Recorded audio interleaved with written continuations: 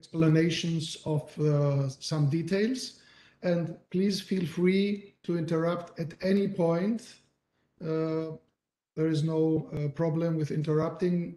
You may either raise your hand, your virtual hand.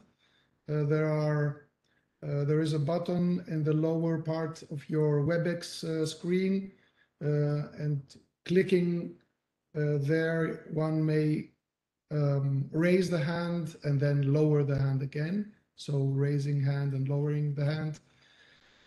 Or you may just speak up. So please feel free. Okay. Thank you, Simon. That's it. Okay, so thanks again for being with us. We very much appreciate your presence. This prototype service is meant to be of use to you, and therefore your opinion, your remarks, your suggestions, any feedback is absolutely precious and crucial for us. And that's why we are very happy that you are with us today. So let me then proceed with, as I said, with a very quick overview of what SafeSpace is. And I will share my PowerPoint presentation with you.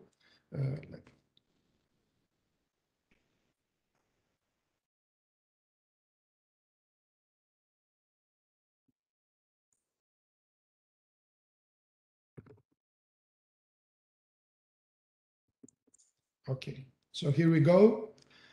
SafeSpace is about making space a safer place for Europe's assets. And you can see the 8 partners implementing the project: the National University of Athens, ONERA from France, EU Leuven, the Institute of Atmospheric Physics in Prague, the Belgian Institute for Aeronomy, Thales Alenia Space in Spain, the CNRS group in IRAP, Toulouse, and Spark company from Greece. So these are the 8 partners working together within SafeSpace. And it is a 3-year project. We are in the 3rd year now, and we are ready to deploy the service.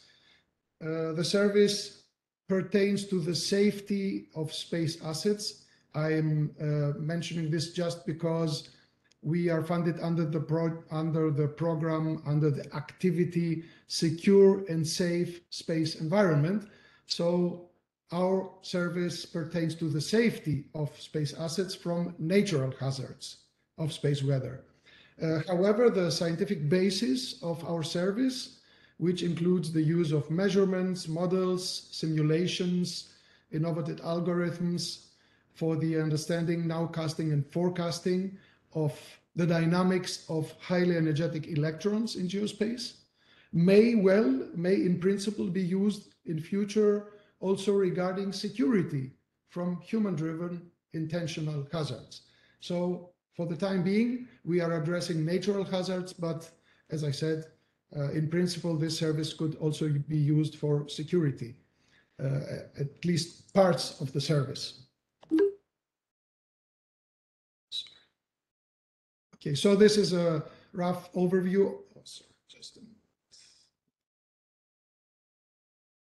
This is the workflow of the project, and we start from solar eruptions, solar disturbances. We propagate the solar wind properties from the sun to the earth. Then we map the conditions at L1, at the L1 point into the magnetosphere of the earth, into geospace. And these are used then, these conditions are used as initial conditions for running a comprehensive radiation belt model, which gives as an output an electron flux map. And from this electron flux map, we then produce indices that we deem to be useful to users. And this has been done, of course, as I will say later, in collaboration with spacecraft users and spacecraft industry. So our goal, our ultimate goal, is to enable forecast capabilities with a lead time of 2 to 4 days. The currently available forecasting capabilities have a horizon of a few hours, and we want to extend this horizon from a few hours to a few days. As I said, we start from solar disturbances.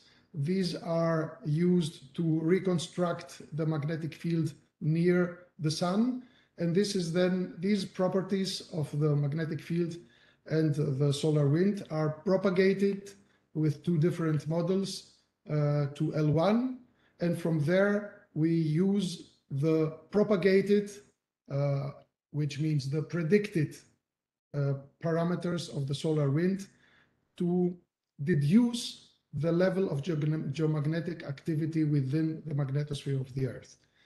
And this is done through the use of neural networks. Then within the magnetosphere, within geospace, we use the predicted solar wind parameters to prepare a detailed map of plasma density and also to deduce the VLF wave properties. And for this, we also use the results, the database of a previous European Union project that we implemented in 2010 to 2012, the MARBLE project. And we also deduce the properties of ULF waves. So these conditions, this information is then used to feed the Salambo model, which is then predicting a time-dependent state of the outer radiation belt energetic electrons. I'm using the term predicting because, as I said, we have the solar wind parameters at the Earth orbit 2 to 4 days in advance of the arrival of the actual solar wind stream, so to speak, from the sun to the Earth. So this is the essence of the prediction. So we produced an information on physical quantities such as the radiation belt fluxes along specific spacecraft orbits. And as you will see later, we have 3 specific orbits. We produce this information for geostationary orbit, for GNSS MEO orbit, so medium Earth orbit, but specifically for navigation spacecraft, navigation satellites, and for the low Earth orbit. And from these physical parameters, we then produce indicators. We will show you how these indicators look like. These indicators were defined in collaboration with space industry. But let me stress, we are open to suggestions or to requirements, desires from your side. We could modify, extend, or add some additional indicators. So these indicators are the heart of the prototype service, and these can be used, of course, as early warnings for spacecraft operations. And we are looking forward to receive comments, feedback, and the comments, of course, are we would be happy both for positive and for negative comments, because negative comments help us improving our prototype service. And there is an ongoing evaluation package that which will also use your feedbacks. So this is the logical diagram for the prototype service. As I said, we start from the sun. We use observations to reconstruct the properties of the magnetic field and the parameters of the solar wind at the sun. And these are then propagated through 2 different models, a one-dimensional MHD code of the IRAP team in Toulouse, and the Euphoria code, the 3D Euphoria code of Leuven. So these are used to propagate the parameters to L1, and from L1 we map these parameters through a neural network into the magnetosphere. This provides then, to put it very simple, the predicted KP index, which is then used to drive the plasma density model of BIRA and the VLF wave model of IAP. These two informations, the VLF wave amplitudes and plasma density, are used in WAPI to provide diffusion coefficients for Salambo. And in parallel, we use the solar wind parameters at L1 to drive, to predict radial diffusion coefficients through the University of Athens model, and these are also fed into the Salambo model. In addition, we use in situ data available at Honora and at Spark for data assimilation within Salambo. And all this data exchange is achieved through an FTP repository at Honora. So everybody uploads their data, their results to the FTP repository, and it is through this repository that we have the data exchange. So this is the project and the service in a nutshell. And from here, let me also say a few words on the indices, and you will see them then also on the landing page. So as I said, we work for 3 selected orbits: the GEO orbit, geostationary orbit, the GNSS MEO orbit, and the LEO orbit. So we use long-term in situ data from GOES at geostationary, from GPS at GNSS MEO, and from POES at LEO. We use historic data, long-term historic data, to prepare for the basis of the indices. And so this is a graph showing the historic data that we use in order to have a reference database for our prediction service. So these are electron data from the GOES satellites. You see that it's a quite long database, starting from the mid-90s until today.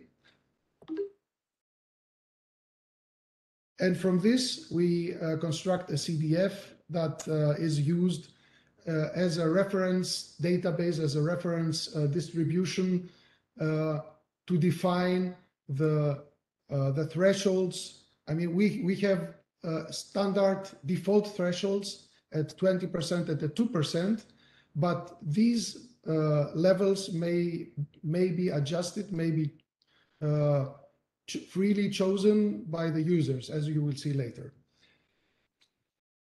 The same goes for GNSS, for the GNSS orbit, and these are the data available, the historic data available for GNSS from early 2000, from the early 2000 decade until today.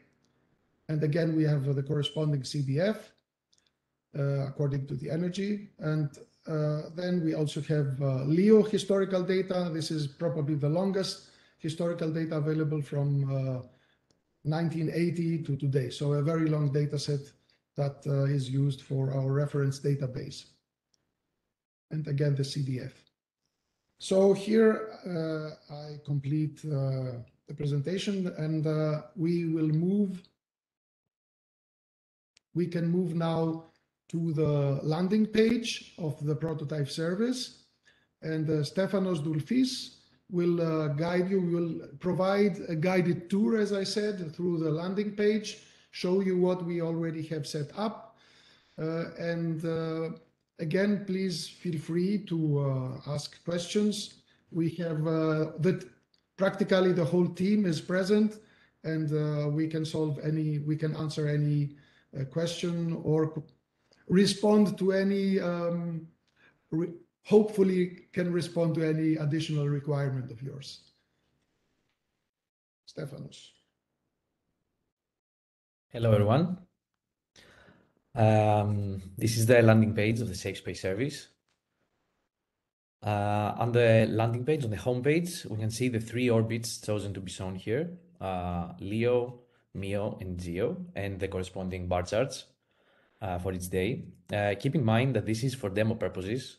So dates shown and any value shown may not be necessarily real because this is for a demo, but the data that are used to produce the bar charts and the CDFs are real data. And this is what it will actually look like. For example, seeing the bar chart for the LEO orbit, we can see the threshold, as Mr. Daglis mentioned earlier, set at 2% for extreme events and 20% for moderate events, and this is shown here on the top. The current thresholds chosen, and these are the defaults, but again, they can be set by user at their preferred thresholds, but this will be later on, it's not ready yet. And here in the bar chart, the colors of the bars will be red for extreme events and yellow for moderate events and green for good conditions. And this is what we see here today with these data sets chosen. They were all added, they were all green. Also on the top of the page, we see the last synchronization that was executed for the data. So you can have a good sense of when was the last time the data were updated and used. On the bar chart, as is mentioned in the user guide that we're going to see in a moment, the date chosen is the fourth one, and there are 3 days prior and 4 days forecast. And this is it. There are more guidelines on how to use the site under the user guide tab. And this is what I mentioned earlier by the colors of the bar charts and what they mean, and the default thresholds that are being used right now. And this is where you can find more info on how we have organized the website. And when you turn to the homepage, this is where the user will be able to set their own thresholds, and this is what will make the colors of the bars actually. So if someone changes the thresholds, the color of the bars will change accordingly to represent their desired thresholds for moderate and extreme events. And for each orbit, if we click on the View CDF, we can see more details about it. Again, on the top of the page is the orbit being selected, and there are more info and guidelines on what is shown beneath. And this is again the same bar chart as we saw for each orbit in the homepage, and the corresponding CDFs for each day shown on the bar chart. If you take the time to read this, you will see that there are again the thresholds being shown that were used to produce these charts. And for each CDF, there is also overplotted the distribution of the electron fluence for each day. And as you can see, you can scroll through it and you can see for each day the corresponding CDF. The green and the red lines are 25 to 75th and 5 to 95th quantile range, respectively. And the black star corresponds to the median. And that's about it.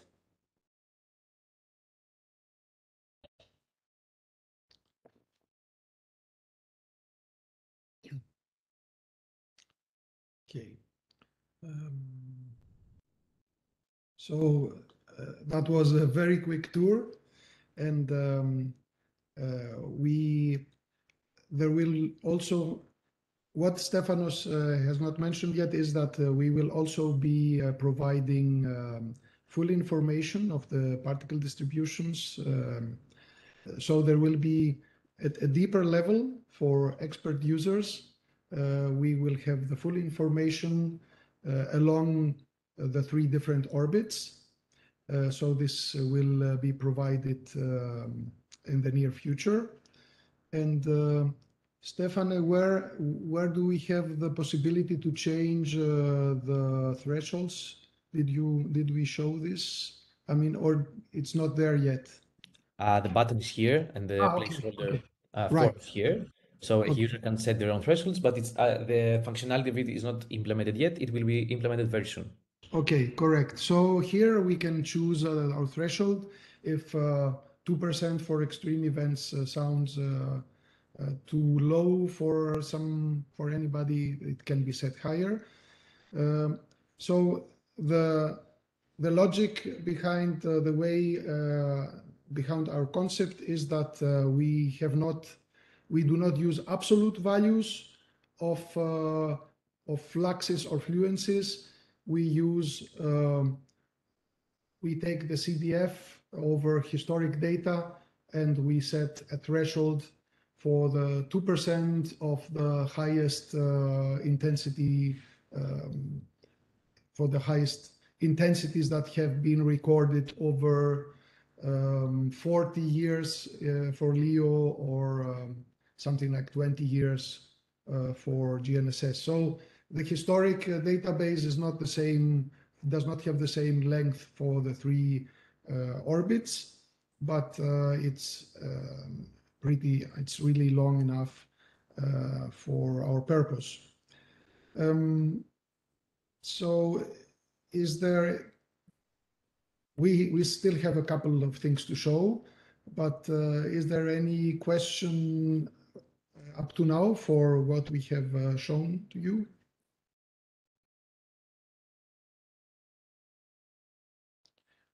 Or if we missed something, is there any comment from the team? Maybe we forgot to say something. Christos, Sebastian? I have one comment. Basically, when someone needs to set the new threshold, one can have the possibility of setting a percentage, depending on the CDF, of course, but they will also have the possibility on setting actual values of fluence, which the surface automatically translates into percentages. So basically, there are two possibilities for each user: either set the thresholds as percentages or as actual values of fluence, daily fluence, of course. Yes, thank you, Christo. This may be of interest and of use to some operators to be able to set specific values of fluence. Yanis? Yes? A quick question. If I understood the thresholds you set at the moment based on statistical values, is there a possibility to get, let's say, a guided, let's say a scale based on effects to electronics? It's a bit, I mean, at the end, we have probably specific shieldings in different classes of satellites, and it would be interesting when you have to act on which class of satellites, on which type of protected assets, space assets. Well, I would say that this would be the next step because the shielding is different for different spacecraft, for different devices, for different electronics, and this could not be accommodated in such a service. I mean, this is really the next step, which could be implemented at a later, not within this project, but at a later effort. We provide the forecasted. As I mentioned in my first slides, what we provide are the characteristics of the predicted characteristics of the natural hazard. Okay, so the natural hazard is the particle radiation. Now the actual effects at the level of electronics is indeed at a different level because we need to, in order to have information or to draw conclusions on that, we need information that is not available to us, right? I mean, you need to know the material, the shielding, the sensitivity of the electronics. And let me just comment that, or make the distinction that we are working on the hazard. And let me remind you that the actual risk, the risk for the electronics is the product of the hazard and the vulnerability, correct? I mean, if vulnerability is zero, if we had a magic way to lower vulnerability to zero, then any hazard would be meaningless because zero times hazard would be zero, no risk at all. But of course, as we all know, it is impossible to have zero vulnerability because we cannot shield infinitely anything in space. So shielding is finite, and the shielding defines also the vulnerability of our assets in space. So we are not working on the risk simply because we are not aware, we do not have the information on the vulnerability of the electronics. So it's that simple. It's not really simple, but I just wanted to make this distinction between hazard and risk. We also need vulnerability to reach, to have information on risk. Yanis is highly appreciated and well understood, and we addressed it in the past, and I know that there are some outlook for the future. But I also, just to recall what I, at least on the wish list, I was always quoting the wind scale on the ocean in Beaufort, where you have 12 scales up to orkan. Then every sailor has to decide themselves. I'm capable of handling before 7 or 8 with this boat or not. But there is a specific bandwidth, a specific grades in between, which gives already some designed effects. I can add some comments on your question, Simon. Here we are looking at energetic electrons to produce these indices. So we are addressing internal charging effect on spacecraft. So it tells you if internal charging may occur or not. Here we pick one energy channel from a simulation, which is greater than 800 keV electrons. Just for you to know, internal charging is known to build if greater than 400 keV electrons buildups. So we have checked before that the 800 keV electrons or 2 MeV electrons behave in the same manner. If one is flux for one energy increases, the other one increases as well. There is a bit of delay, few hours, but no more. So here, looking at a medium energy from 400 kV or 2 MeV, we pick 800 kV, so we can address in a large range internal chargings. So now, because we have no details on shielding being applied or whatever, it means that the susceptibility from one spacecraft to another will be different. And this is exactly why we have implemented the possibility for the users to change the thresholds or the percentage, which is the same. So if your spacecraft is well shielded, then you can ask the system that extreme events is not at 2%, but 1% of time or 0.5% of time, and then it means that the threshold or the flux level to turn into extreme events will be higher. So you can customize to some extent to your spacecraft design. Can I comment here in support of what Sebastian said? This is Ingmar. Yes. The setup, as was shown, it is based on the CDF, which means on the statistics, on the history. Even if we forget the history, one experienced user can simply set up a fluence threshold, which is known that it is critical for the protection of the system that he's aware, and he can deduce the radiation belt indices for the next 3 days. And this is completely independent of the time history. That's all. It's understood, and many thanks for the first, extended explanations. Also, Sebastian, I mean, we addressed it as a simple. I like to play the simple-minded operator. We would like to have a simple statistics, and I don't know how to calibrate these scales. This is a bit. Maybe it could be calibrated to absolutely non-shielded electronics. When is the moment that it starts cooking, for example?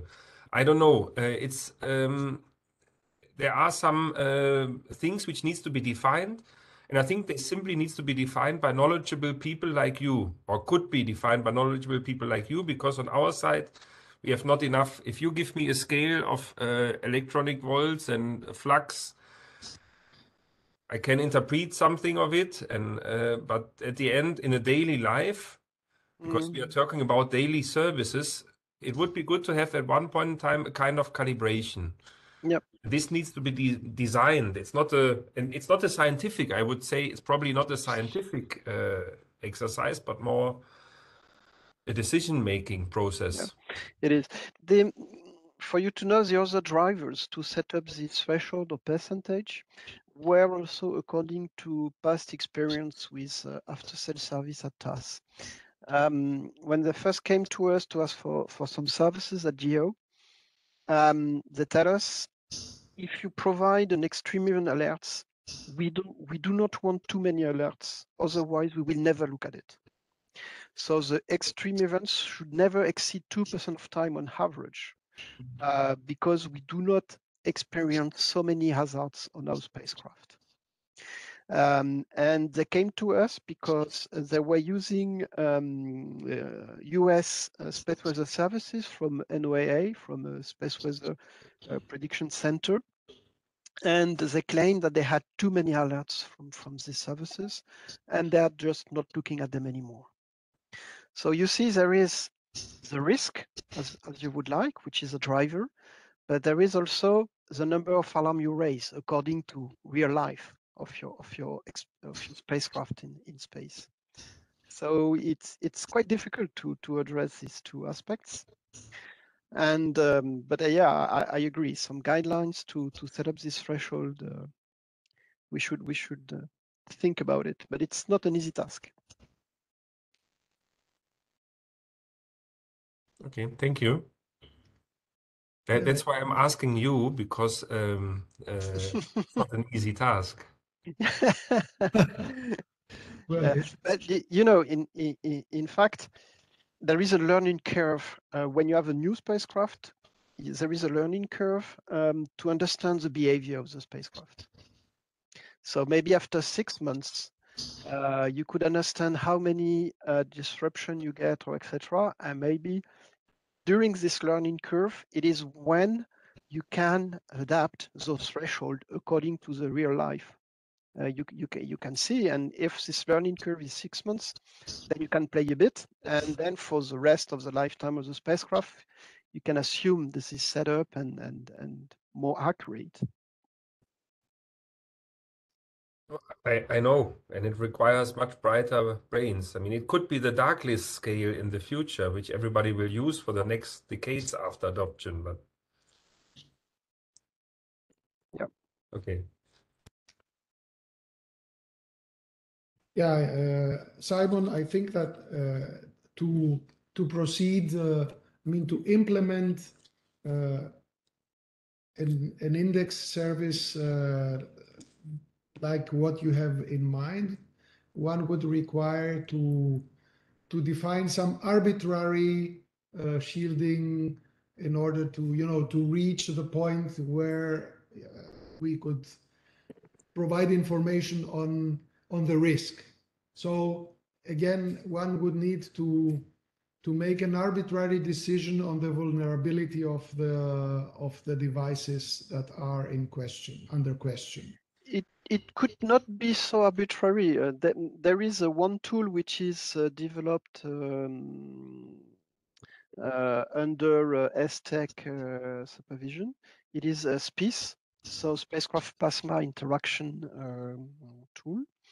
And for example, if you have a sensitive payload on board the spacecraft, then with this kind of tool, you could look into details how internal charging build up, the shielding, and then you can easily find with some simple simulations when the internal charging will build up in such a way we may have a discharge. So it is feasible, but we need a few more simulations to make the link between the design that is sensitive and the environment, but it can be done. Yeah. But not it's difficult to have it to have automatic settings because we have to know the materials, the conductivity of the materials, and the shielding to customize, to fully customize such services.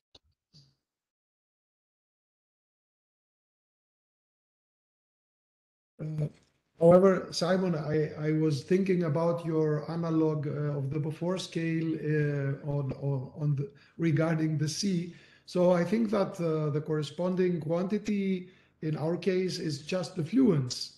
I mean, it's the fluence that represents the natural hazard, and we provide this, but it is a parameter that is not familiar, I would say, probably not very familiar to spacecraft operators. And I can understand this, of course. I accept this. So we need something more customized.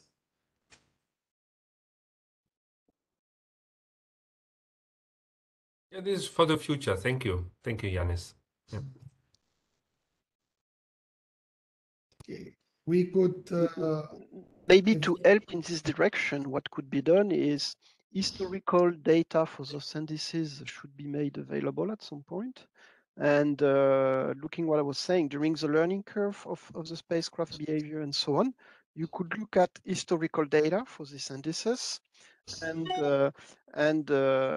correlate with real event you have and then find the good thresholds where you get the highest correlation after 6 months, let's say, assuming you get an incident after in between, but and then to tune the threshold to appropriate value.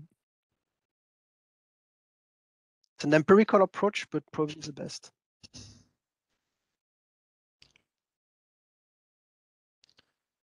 Okay. So if for the time being there is no other question, we may proceed to the... Excuse me. Yes. I do have a question, Pierre Choucroune from ISOC, just about the graph. So a bit more technical, but very slightly, just to understand what it means, because I see a graph, I know that I will, as an operator, I would have to set threshold, fine. But I don't understand, and maybe it is obvious, so I apologize for the question in advance, but what is the relationship between the fluence or the log of the fluence on the left-hand side, which you set for a certain energetic threshold, which is here 0.8 mega electron volt, and the exceedance of the fluence probability on the right-hand side? So when I see the picture, the thing, I understand that I have the fluence for this particle, or the log of the fluence, which is represented, which is in this kind of chart here. But I don't make the link with the probability of exceedance. It is easy, but... Yeah, the fluence refers to the CDF, to the historic data. Sebastian, maybe would you like to answer? Could you please repeat, because I had a question from someone else at Onera, so sorry, excuse me for this. No problem. I simply do not understand. So I look at the graph and I simply do not understand the link between the fluence or the log of the fluence on the left-hand side, which you set for a certain energetical threshold, and the exceedance probability on the right-hand side. So because for me this is value, but yeah, I do not understand. Maybe we can show. Could you share the plot with the complementary CDF, the distribution, please, Stefanos? Can you plot show the distribution? It's the other level. Which is behind. Yeah. Okay. Of course. Oops. Okay, so go down a bit. Okay, here on the right-hand side, on the x-axis, you have the daily fluence, for example, in log scale, and on the y-axis, you have the exceedance probability. So the black curve here gives you the link between the daily fluence and the exceedance probability. And what you can see is the red area here show up the highest values. which do not occur so often. And so this is how we can have these two scales at the same time. So the distribution plotted here gives you the link between the daily fluence and the exceedance probability. Is it clearer this way? Okay, so you set it basically depending on the day you are looking at, with the propagation on the right and the history on the left. Okay, understood. Exactly. So we perform the full simulation like Yanis described before. Then we fly a spacecraft, here in this case a LEO spacecraft. In our results, we compute the fluence along the orbit, and we calculate the daily fluence.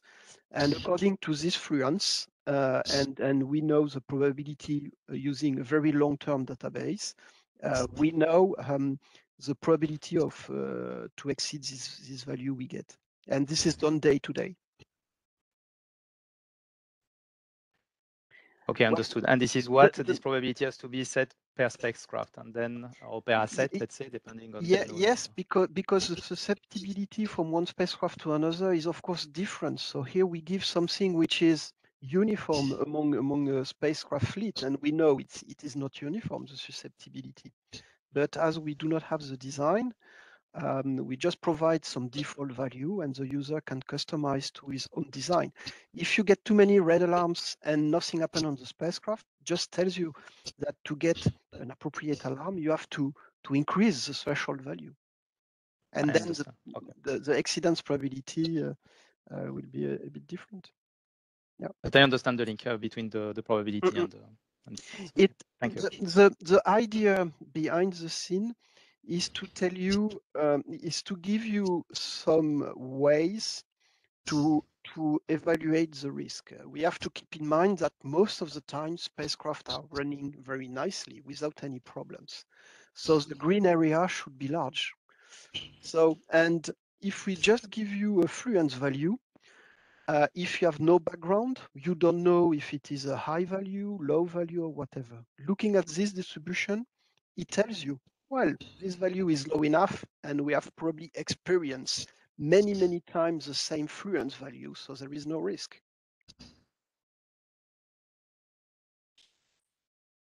Okay, this is a bit like the strength of the wind, as Simon was with this Beaufort scale. Yeah, exactly. Okay. Again, giving you an indicator alone doesn't really help, because you have an indicator, you don't know how often you should get the same value or whatever. And the distribution here give a bit of ways to estimate how risky it is or not. If I can make 2 comments here. So basically, I wanted, first of all, to emphasize that this CDF here, so this link between the exceedance probability and the daily fluence is what gives the possibility to a user to either set a threshold as a percentage or as an absolute value of fluence. So this was the first comment. And the second comment is that at the bar charts, you basically see the big picture of each day. So what you see exactly is the mean daily fluence. While in the CDFs, you can see the whole distribution, at least from the 5th to the 95th quantile. So when you customize your threshold, you can either set the Y value or the X value, looking at the right picture. And because we have the distribution, we can convert from one to the other.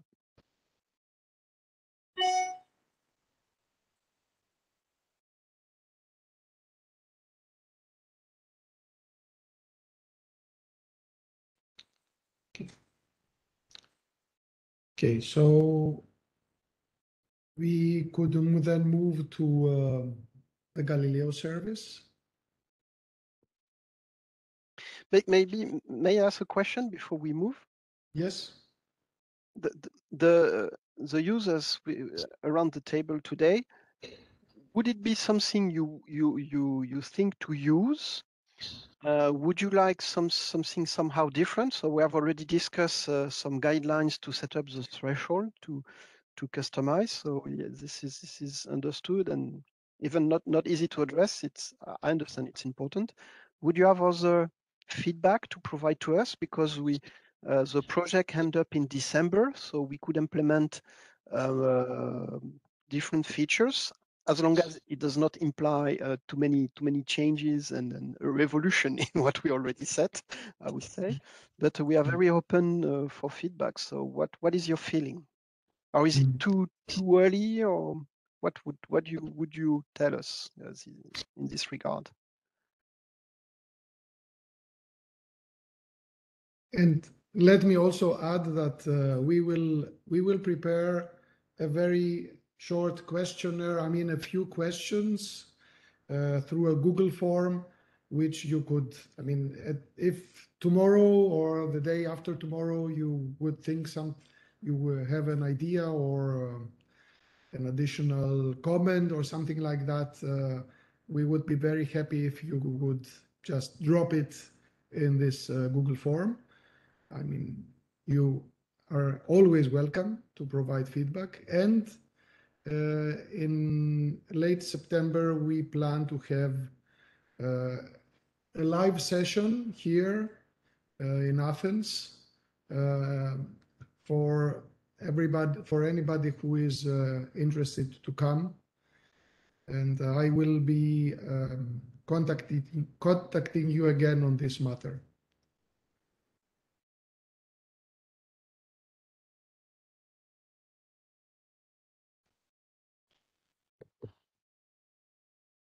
So I don't see any hand. I don't hear anything. We have not finished yet. So let's then move for the time being to the Galileo service, and we will ask again towards the end of the session. Ingmar, the floor is yours. Yes, I'm waiting Stefanos to stop sharing content, and then I will share my screen. Yes, Stefanos. You can go on.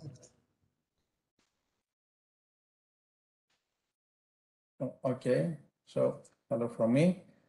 So we had the work package devoted to the creation of some dedicated products in order to support Galileo mission.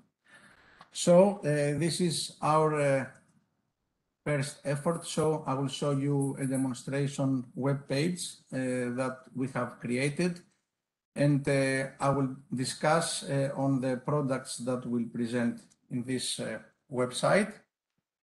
So the main idea was and is to combine near real-time measurements from the radiation monitor EMU on board Galileo satellites 215 and 207 and combine these near real-time measurements with the forecasts provided by the Salambo as the end tool of the SafeSpace chain of forecasting tools. So these plots were produced yesterday. We are very close to make this operational. So in this first plot, you see the EMU measurements which were available till yesterday from the Galileo Science Center. The Galileo Science Center provide measurements and in particular the so-called level 1 version 1 electron and proton flux dataset of EMU. Within the near future, this dataset will be updated to the so-called level 1 version 2, which has a bit more refined and more accurate flux products. So what I show you now is the conversion of the, let's say, level 1 version 1 to level 1 version 2. So what we have decided to show up to now is flux products from differential electron flux products from 0.3 MeV up to 1.8 MeV. And in this plot, we present them together with the LSL values. And then we go to the most interesting plots and products. So we have selected for the time being two characteristic energies, the 0.3 MeV and the 1.8 MeV. And we present together the latest available measurements of EMU, presented here with the black dots, black lines. And what you see with the yellowish color are the forecasted fluxes within 2 sigma margins. These are essentially the products of the SafeSpace tool, and in particular, the Salambo output, where we have fly the GSAT 215 orbit on the Salambo products for the next 3 days. And you can see the kind of agreement between the actual measurements up to 16th of May with the forecasted ones, in order to provide some additional measures, fillings, scalings regarding the particular fluxes at these energies. We present with the horizontal red line the maximum ever value that has been recorded by the EMU unit on board these two Galileo satellites. With the black dashed horizontal value, we provide the model output, the mean flux at this energy of AE8 radiation environment specification model. What else we provide, and of course we can change it. We can change it depending on the inputs and the comments that we will receive also from the audience today. We provide the orbit averaged measured fluxes and the orbit averaged forecasted fluxes with blue and with the red lines. And what you can see from here, you can see that the user can clearly understand what is the overall tendency which is expected to be seen regarding the electron flux environment at this energy at Galileo orbit for the next 3-4 days. So this is the plot for 0.3 MeV, and this is the plot lower for 1.8 MeV. So everything is modular. We can add more features or remove some features from what you are currently viewing. So I'm looking forward for your comments and feedback. Thank you.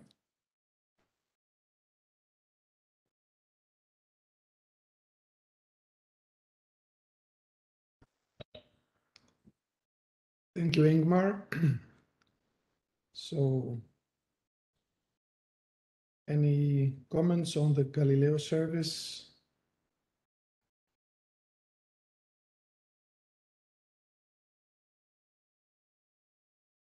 Let me just stress that the Galileo service in particular is we have a devoted work package on the Galileo service in the project.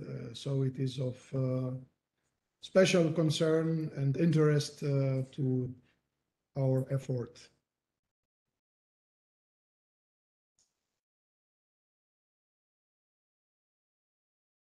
I think I mean from the service side, there's still a lot of work to be done from the spacecraft effects side, really, to determine what, or I suppose to convert the flux intensities to a more effect-based value. You know, so I mean, you can set thresholds here, but I mean, if you have a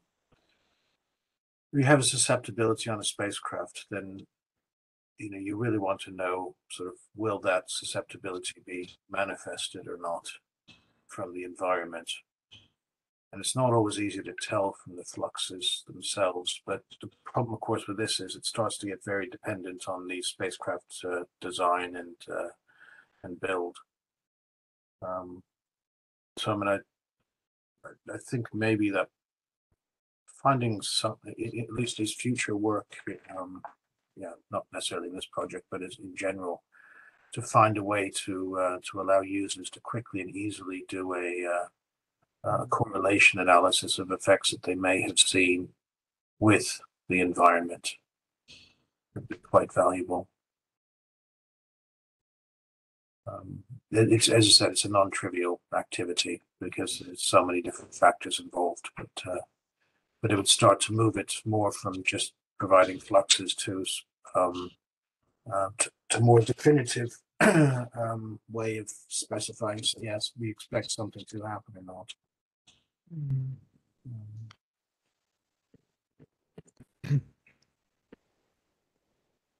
Thank you, Hugh. Practically, you repeat Simon's more or less Simon's suggestions, and of course, we absolutely understand and agree with this practical need.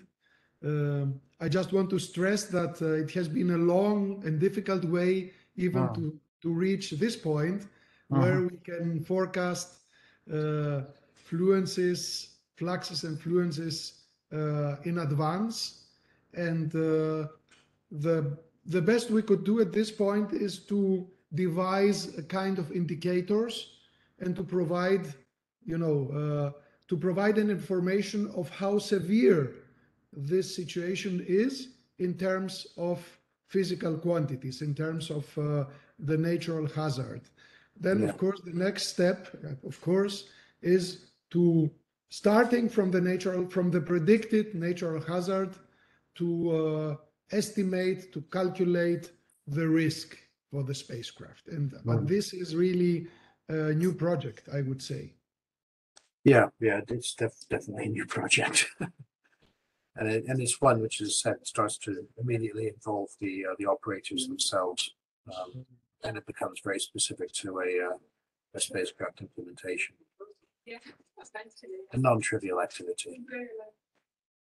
Exactly. It can only be done together with the operators. Hugh, can I comment here?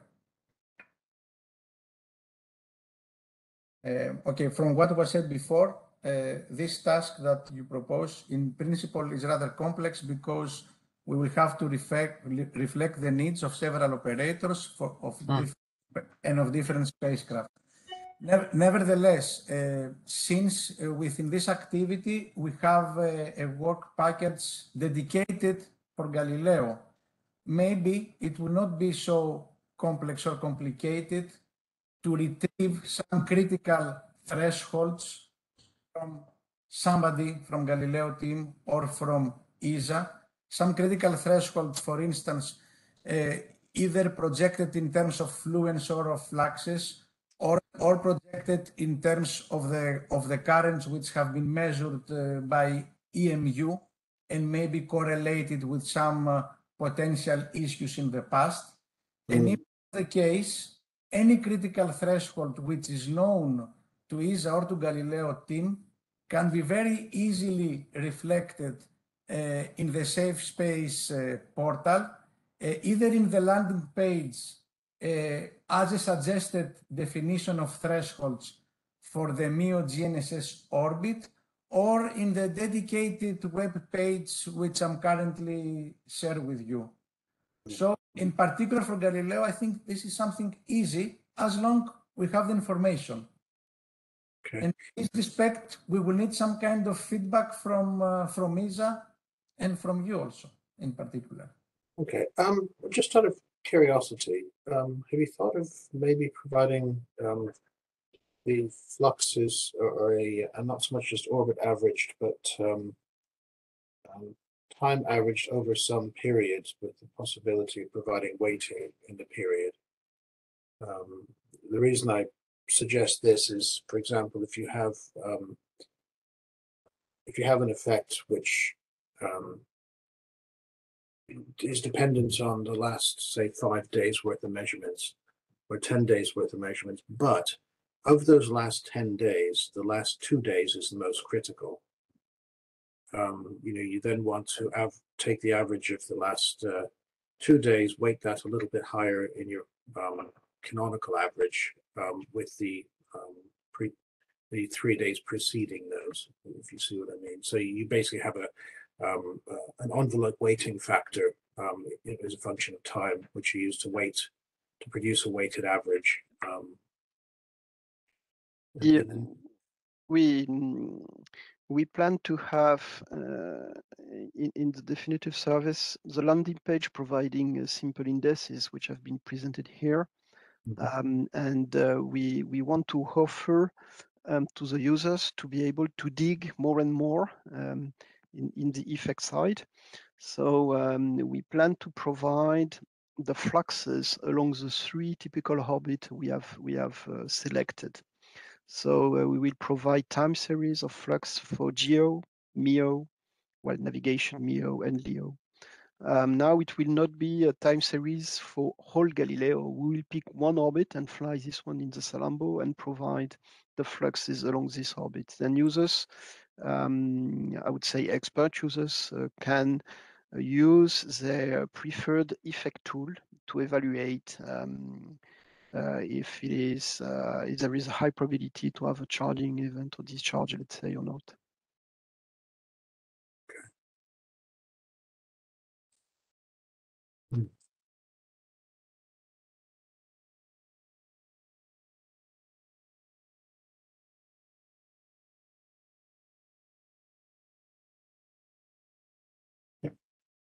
Okay. I'm happy to move on now if you want. I think for in future project to go a little bit in the direction that is being discussed by all users today.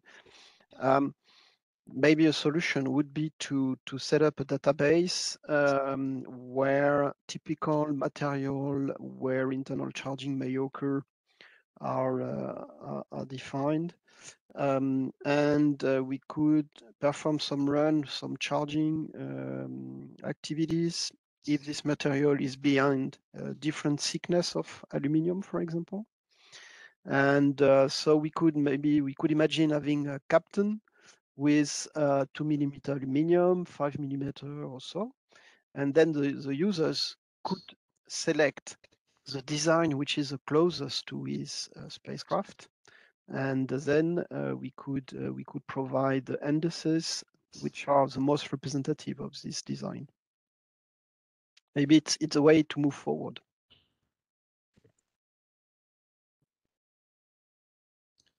That would be a very practical way to move forward. Yeah. It will never be the exact design, but if we could set up a database as closed as what is usually done on spacecraft, then the users could just pick the best one.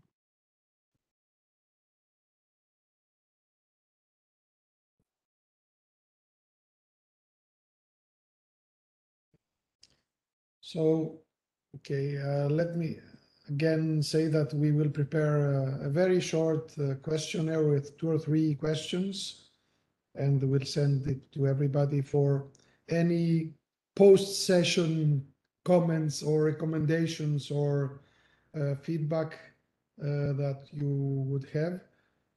We kept note of what you already expressed today, and thank you very much. We are sorry that for the time being we cannot move to the level that would be much more useful, but I hope and I reckon that you understand the limitations for the time being, or the additional information and time that we would need to become more practical. I'm not sure if this is the correct word.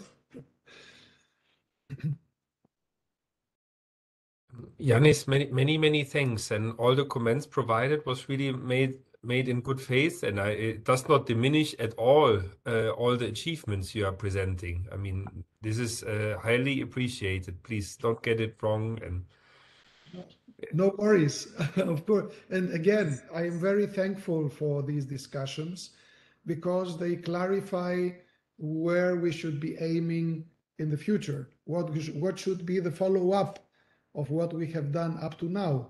So really, any comment is precious, and we thank you and we very much appreciate your feedback.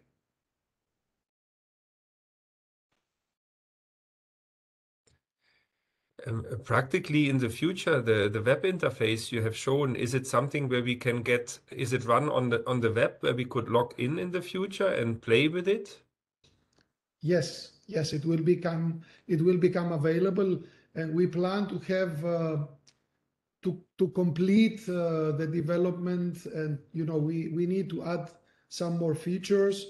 For example, we need still to implement the possibility of the user to change the threshold. There is a button there, but we are still working on the actual, on the back end of it. So we expect that we would have it within a month or so ready to provide, for everybody to play with it. And we will send you the details, the URL for you to test it, to try to use it. And again,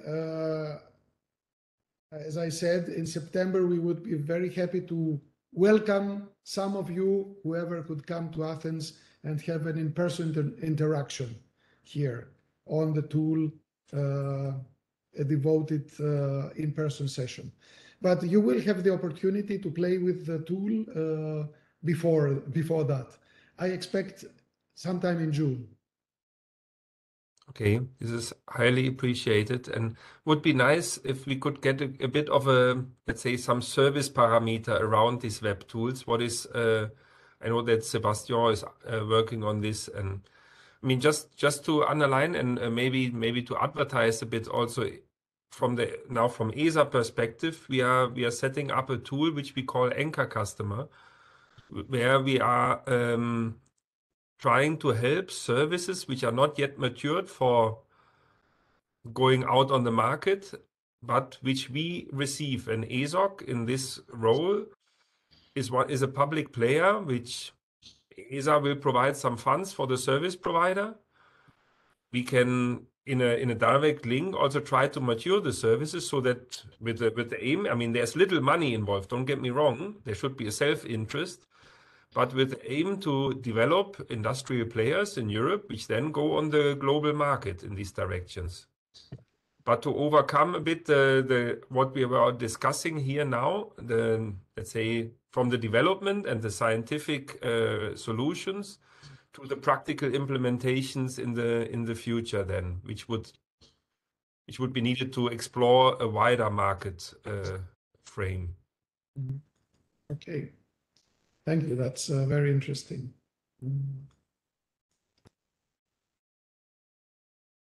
Sorry for using this as a platform to advertise, but.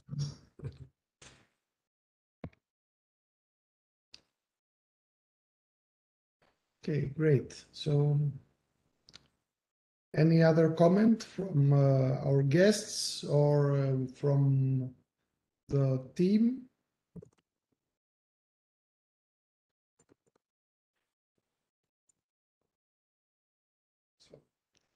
So if there is nothing else, I would like to thank you again on behalf of the whole SafeSpace Consortium for joining today and for watching the demonstration, the demo, for providing your feedback, for your questions and suggestions.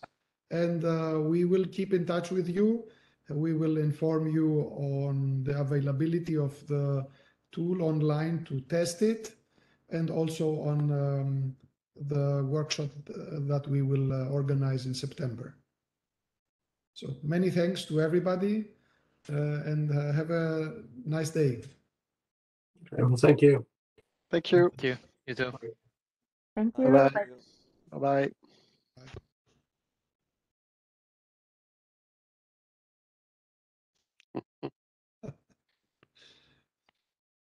Clapping hands are also nice. Although I would prefer them live, but okay. Maybe hopefully in September. Okay. Okay. Have a nice day. Bye-bye. Sebastian, Yeah. just wait for Okay. a couple of Yeah. minutes, Sure. maybe. Yeah.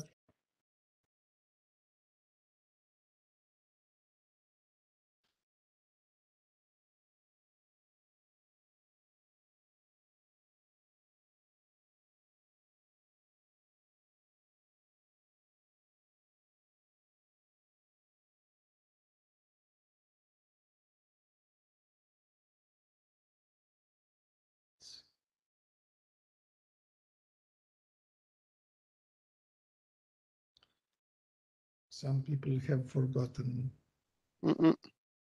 but I can move them to the lobby. Okay.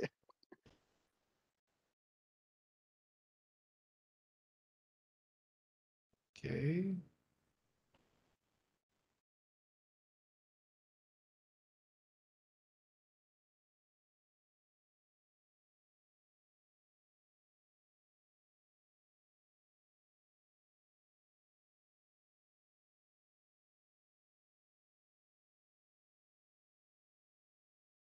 Okay. So it's just us and Nur now. Nur can stay, no problem. Okay. So I don't know what he's doing. yeah. So yeah, I think that the reaction was more or less expected. I mean, Yeah. what? Oh, just a moment.